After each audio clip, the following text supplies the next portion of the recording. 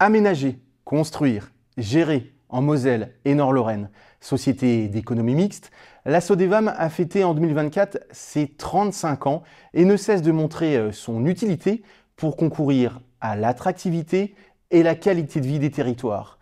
C'est ce que nous allons voir durant cette émission Sodevam, les territoires en action.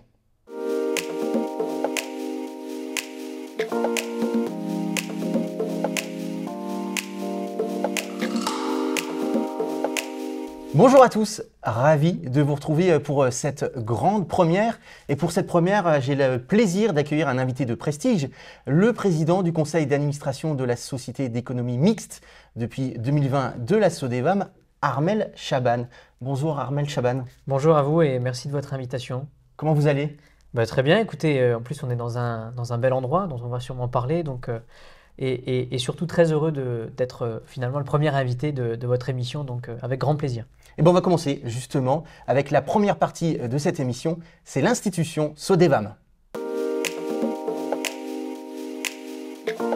Alors Armel Chaban, c'est vrai que la Sodevam a fêté en 2024 ses 35 ans. C'est un bel âge, l'âge de raison, on y reviendra. On le rappelle, il s'agit d'une société d'économie mixte. Pourquoi finalement elle a été créée et quel est son ADN?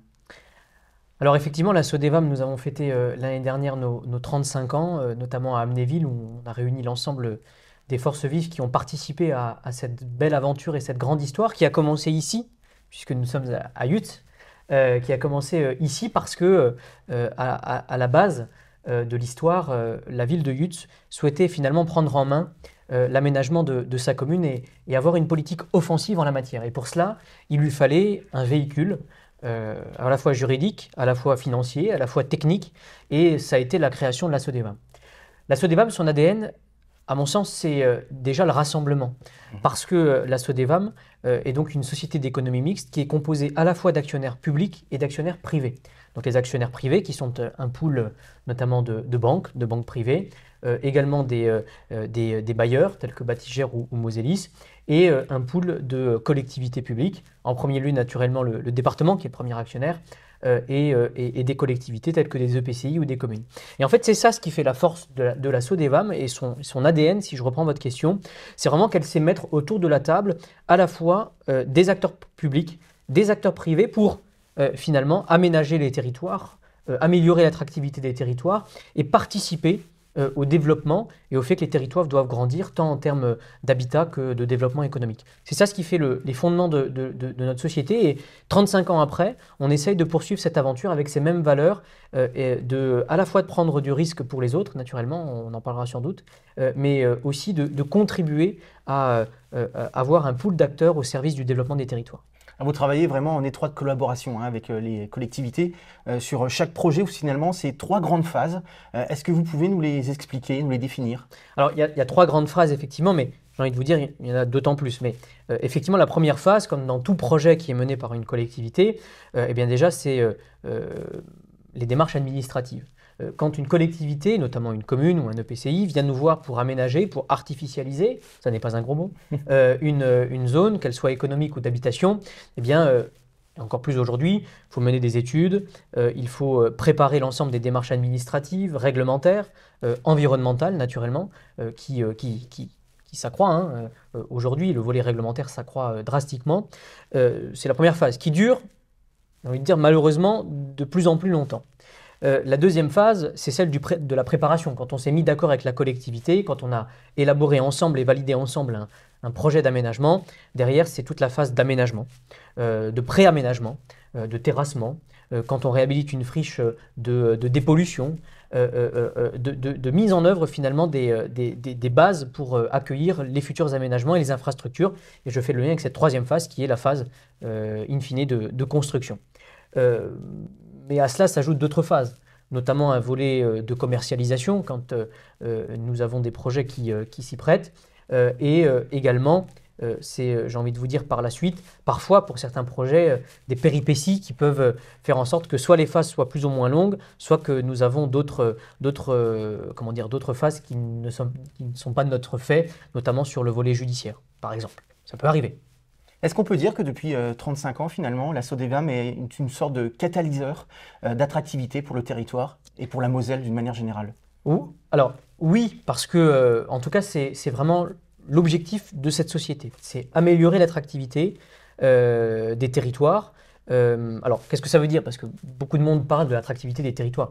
Améliorer l'attractivité des territoires, c'est permettre à des communes, à des EPCI, d'accueillir des habitants. C'est leur permettre de réaménager un centre-bourg, de repenser finalement son aménagement, parce que souvent, on tente à penser que la Sodevam, finalement, ça n'est qu'un constructeur de lotissement ou un promoteur immobilier, entre guillemets, qui ne ferait que cela au sens propre du terme. Mais Ça, pas c'est que. réducteur, ça. Ben, je ne dis pas que c'est réducteur, mais je dis on essaie toujours d'aller au-delà. Ce qu'on essaie d'apporter aux élus, c'est une vraie ambition pour leur commune, plus globale, une vraie manière de penser l'aménagement au sens large du terme. Donc, et tout cela améliore l'attractivité. Tout cela permet d'accueillir de nouveaux habitants, tout cela permet d'accueillir de nouveaux emplois, de nouvelles entreprises. On est ici à Yutz, à l'immeuble Le Tout, à la ZAC Meybourg. Le Tout qui a été inauguré en fin d'année dernière, c'est un catalyseur d'attractivité parce que grâce à cet immeuble-là, ces 2800 mètres carrés, on a pu accueillir des ORL, des urologues, des cabinets d'expertise comptable, donc il y a de l'emploi. Il y a des services sur un territoire en plus, et ça se fait grâce à la Sodevam, mais pas que, grâce au lien que la Sodevam peut avoir avec ses actionnaires et naturellement avec les collectivités. Donc catalyseur d'attractivité, catalyseur aussi de rayonnement, puisque on a de magnifiques projets qui permettent aussi de faire parler de la Moselle, et ça c'est important. Et on va en parler tout de suite dans la deuxième partie de cette émission. La Sodevam, 35 ans, l'âge de raison. Je le disais, la Sodevam a connu, comme pas mal de sociétés, beaucoup de vicissitudes. On se rappelle des crises économiques ou liées au Covid en 2008 et 2020. Il y a eu également des augmentations de capital en 2007 et 2013. Mais est-ce qu'on peut dire aujourd'hui qu'elle a clairement trouvé sa place dans le paysage de l'aménagement? Bah écoutez, oui, en tout cas, c'est ce que je souhaite et c'est ce que, au regard du travail qui est effectué par les équipes que je salue, c'est toute notre ambition. Bien sûr que nous avons connu des périodes plus compliquées que d'autres. Et pour être transparent avec chacune et chacun, on est dans une période extrêmement compliquée. Pour plusieurs raisons. Parce qu'il y a un resserrement économique et financier qui se traduit par une baisse des taux, enfin non, une augmentation des taux et donc une baisse des crédits, pardon. Mais j'espère une baisse des taux, ce qui est quand même en train de se réamorcer doucement et timidement.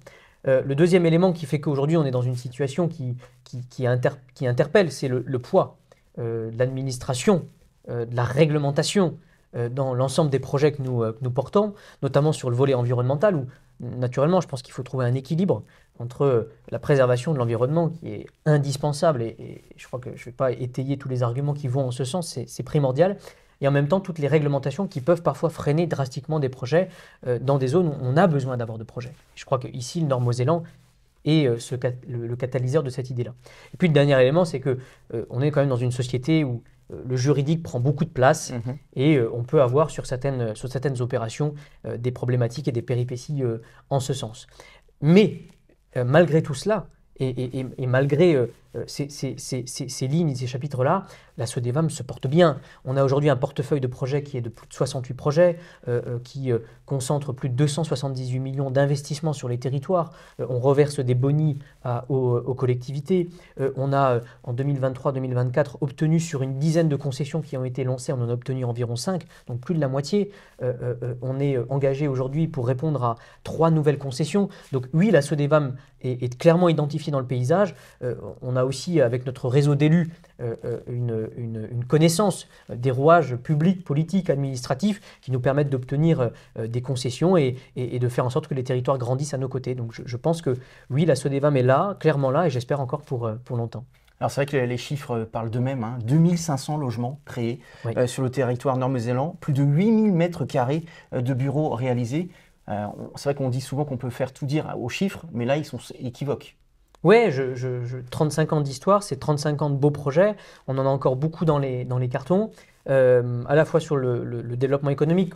J'ai inauguré le Tout il y a quelques mois. J'ai inauguré pas loin d'ici la zone artisanale du Kickelsberg à Bassam, là aussi où on a 6 cellules à louer pour du développement économique. On a tout un projet, notamment à Thionville, de requalification de la ZAC Rive Gauche, mais pas que. La Sodevam, et je le dis, ça n'est pas qu'un opérateur du Nord-Mosellan, c'est un opérateur mosellans en général, et nous allons sur tous les territoires. Nous sommes engagés à Château-Salins pour la construction d'un lotissement, nous sommes engagés à Ars-sur-Moselle pour la construction d'un EHPAD, à Metz pour, en lien avec le SDIS et le département de la Moselle pour la construction d'une nouvelle caserne de pompiers, à Frémin-Merlebac sur la réhabilitation d'une friche, dans des centres-bourgs tels Boulay, etc. Donc je souhaite que nous puissions avoir une dimension départementale aujourd'hui peut-être bien plus importante qu'avant. Donc les chiffres, oui, et aussi avec une stratégie aujourd'hui de continuer à grandir. C'est la raison pour laquelle, dès que je suis arrivé à la présidence, on a mandaté un cabinet d'études pour réaliser un diagnostic, puisque avoir 35 ans, finalement, c'est aussi l'heure du bilan, et c'est aussi l'heure de se projeter au regard des nouvelles contraintes qui sont les nôtres, notamment financières, économiques, réglementaires, et ça nécessite un gros travail. Donc oui, les chiffres sont bons, et les chiffres que je vous ai cités tout à l'heure témoignent de la dynamique aujourd'hui. Le directeur général me disait que nous n'avions jamais eu autant de projets en portefeuille, donc c'est bien. On se projettera dans la troisième partie, mais si finalement, en 35 ans, vous l'avez dit, la Sodevam se porte très bien, il y avait un projet qui symboliserait finalement tout ce que fait la Sodevam d'une manière générale, ça serait quoi comme projet? Bon, je vais être modeste. Je n'ai que 4 ans de présidence, donc faut prendre beaucoup de recul pour parler de ce qu'ont fait mes prédécesseurs et ce qu'ils ont bien fait. Moi, il y a un projet qui me tient particulièrement à cœur, c'est celui que nous menons notamment avec la société publique locale, donc la SPL d'Amnéville. Mais c'est très technique et juridique, la Sodevam est engagée dans ce qu'on appelle un GIE. Donc la Sodevam met à disposition, moyennant finance naturellement, de la SPL, ses compétences en termes d'ingénierie pour permettre au site d'Amnéville de se développer. Et je trouve que ça, c'est un magnifique projet. On parlait de catalyseur d'attractivité. Aujourd'hui, grâce à l'expertise de la Sodevam, grâce aux moyens qui ont été mis sur la table, notamment des moyens humains, bien entendu financiers, et en cela le département y a contribué largement, eh bien, on a réussi à conserver sur le site d'Amnéville des équipements qui sont pour les Mosellans et pour toute une région extrêmement important. Le Galaxy, où on a fait des dizaines de milliers d'euros, des centaines de milliers d'euros de travaux pour réhabiliter et lui permettre de continuer à vivre. Des pylônes ont été enlevés sur le parking principal très récemment pour améliorer le cadre de vie de cette zone d'activité et de loisirs, qui est la première d'ailleurs dans la région. Nous allons, en lien avec le département, mener d'autres travaux, notamment sur le Snow World, qui a été là aussi, qui a vécu des moments difficiles après la crise de la Covid, et qui a été repris. Moi, je trouve que ça, c'est un volet extrêmement symbolique de l'action de la Sodevam, c'est que nous ne concentrons pas seulement notre action sur de la construction d'infrastructures ou de maisons ou d'immeubles, mais aussi sur de l'ingénierie. Et quand ça contribue au rayonnement touristique et économique de la Moselle, c'est d'autant plus salvateur et valorisant pour nous et nos équipes. Alors, vous êtes également maire de Bouzonville. En tant qu'élu, finalement, comment vous percevez le travail peut-être un petit peu à l'écart de la Sodevam? Quels sont, en tant que maire de Bouzonville, les principaux avantages que vous auriez à faire appel à elle? Quand on est élu local et maire, il y a plusieurs avantages. Le premier, c'est que chacun son métier et chacun son boulot. Le rôle du maire, le rôle d'une mairie, d'une collectivité, c'est de penser l'aménagement et la stratégie d'aménagement sur son territoire. On veut tel ou tel habitat, on veut telle ou telle zone économique ou tel emploi, on veut développer telle ou telle stratégie sur son territoire. Ça, c'est le rôle du politique. Mais derrière, les collectivités, aussi petites soient-elles, entre guillemets, en termes de taille naturellement, elles n'ont pas forcément les services ou l'ingénierie ou elles ne sont pas équipées, si je puis dire, pour mettre en œuvre ces stratégies d'aménagement. Qui est à la fois extrêmement difficile et complexe au regard de ce que je vous disais tout à l'heure, mais aussi extrêmement coûteuse. Parce que faire un projet d'aménagement, c'est prendre des risques financiers. Et c'est là que la Sodevam a toute son importance. C'est qu'à la fois, elle met à disposition des collectivités, moyennant une concession d'aménagement, qui est notre produit phare, si je puis dire, elle prend le risque pour le compte de la collectivité, elle aménage, elle commercialise, elle permet de faire construire, elle met en relation l'ensemble des acteurs pour faire un magnifique projet qui derrière aura des retombées positives pour la commune. Mais aujourd'hui, je ne vois pas ou très peu de communes qui vont elles-mêmes faire un lotissement, par exemple. Aménager une ZAC, c'est extrêmement coûteux. C'est prendre un risque. Est-ce que ça va marcher? Est-ce que ça ne va pas marcher? Comment je commercialise? Au regard des contraintes, comment je vais défendre mon dossier devant les services, notamment déconcentrés de l'État, etc. Bien ça, la Sodevam, elle sait le faire. parce qu'elle a les compétences, elle peut le faire. Elle l'a fait par exemple à Canfin. Parce qu'elle a les finances, elle l'a fait à Canfin comme elle le fait ailleurs, mais oui, effectivement. Et notre produit phare, tout à l'heure, je vous le disais, c'est la concession d'aménagement. C'est que la Sodevam, elle achète les terrains, ou pas, si ils appartiennent à la collectivité, qu'il met à disposition. Il y a un schéma d'aménagement qui est prévu, il y a des constructions qui sont réalisées, et derrière, il y a un partage du boni, et donc du bénéfice d'opération, et donc c'est finalement gagnant-gagnant pour les uns et pour les autres. Alors j'aime beaucoup les chiffres. Il y a encore un chiffre qui est très parlant. C'est 6447 logements en projet en Moselle. Là aussi, ça prouve un dynamisme et que l'avenir, même si vous dites tout à l'heure que voilà, on est dans une période un petit peu compliquée, surtout économiquement, l'avenir s'annonce radieux. Mais écoutez, c'est bien que vous me posiez la question parce qu'on est pile poil dans la période où l'INSEE a sorti ses derniers chiffres concernant la démographie mosellane. Alors, il y a deux étages. Il y a première prévision de l'INSEE qui nous annonce que d'ici 2070, la Moselle en général, le Grand Est en particulier et la France devraient perdre des habitants. Pour tout un tas de raisons, parce que les familles ont moins d'enfants dans leur ménage, parce qu'il y a la contraction du foncier disponible avec le zéro artificialisation net qui nous impose de réduire de 50% et puis après de ne plus artificialiser les sols. Donc c'est pour toutes ces raisons-là qu'il y a une baisse potentielle annoncée de la démographie. Et les chiffres que nous avons reçus ces derniers jours pour la Moselle témoignent d'une augmentation, certes minime, mais témoignent d'une augmentation de la population en Moselle. Donc oui, c'est très très bien. Et puis le deuxième élément, c'est qu'on a des territoires qui ont une vraie demande, une vraie dynamique. Le territoire Nord-Moselle a une vraie dynamique, parce que le Luxembourg, parce qu'il y a un développement économique qui est extrêmement fort. Mais j'ai envie de vous dire, pas que. Aujourd'hui, notamment après la Covid, on a un changement total de la manière de vivre de nos concitoyens qui cherchent du pavillon, qui cherchent du logement, qui cherchent peut-être à changer aussi de projet de vie. Et c'est là que la Sodevam a tout son sens. À la fois parce que nous avons envie de contrer les prévisions démographiques qui sont établies par l'INSEE, sur le long terme, à la fois parce que le court terme, finalement, on se rend compte que bien, on est en train de réussir le pari, finalement, de maintenir et peut-être d'augmenter un petit peu notre population, et en même temps parce qu'il y a des territoires qui ont soit de la demande, soit qui ont une volonté politique. Et là, la Sodevam, elle a toute son importance.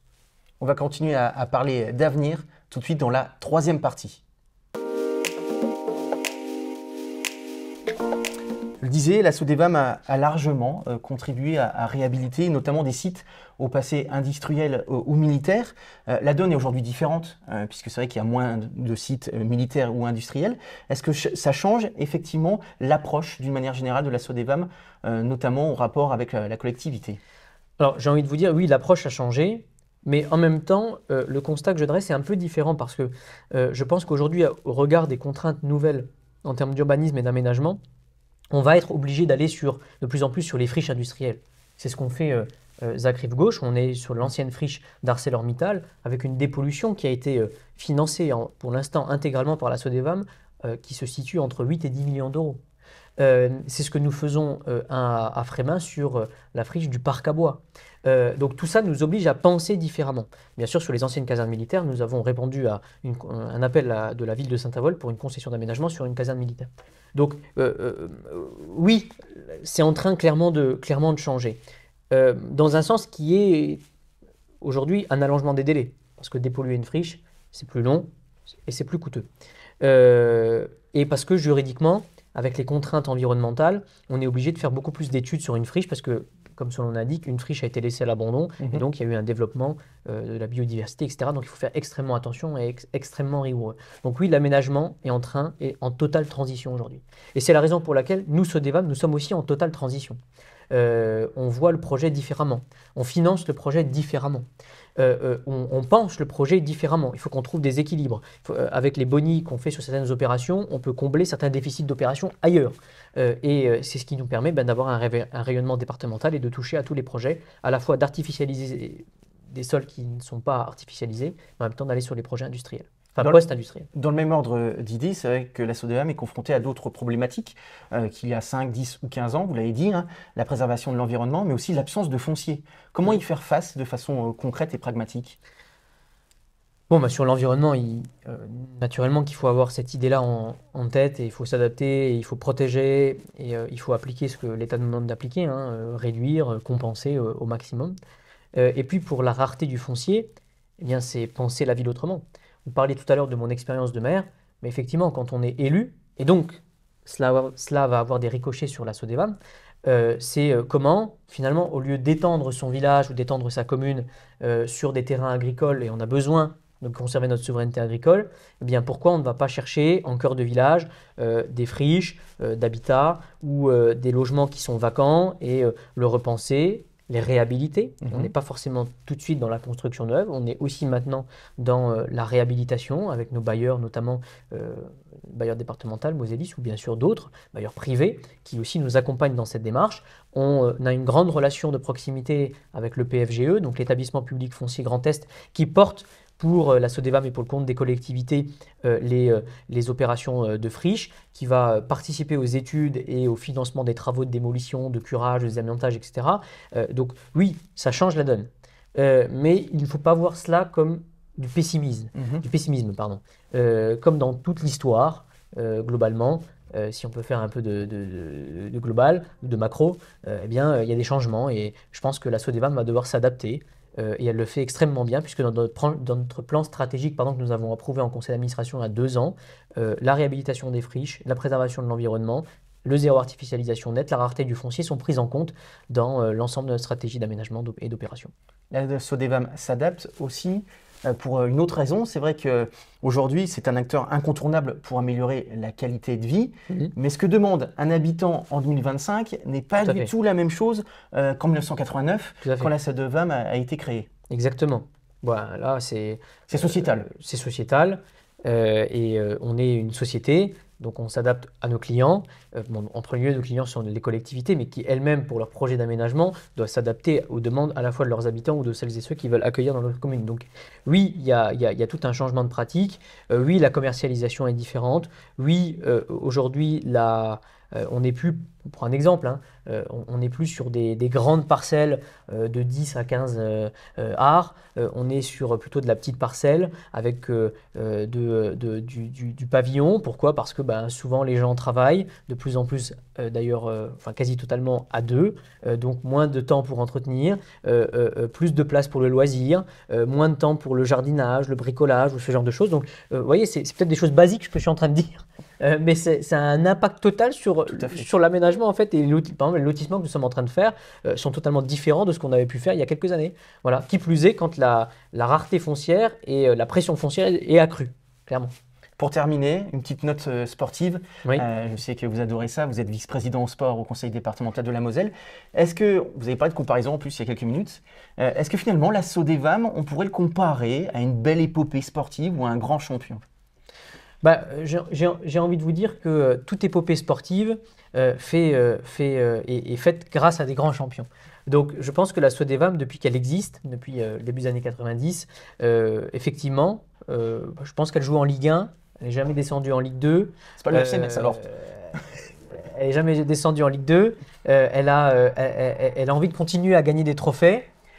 Comme dans le sport en général, les joueurs changent, les volontés du public changent, et donc il faut s'y adapter. Donc effectivement, oui, je pense qu'on a de grands champions dans nos équipes, c'est nos collaborateurs.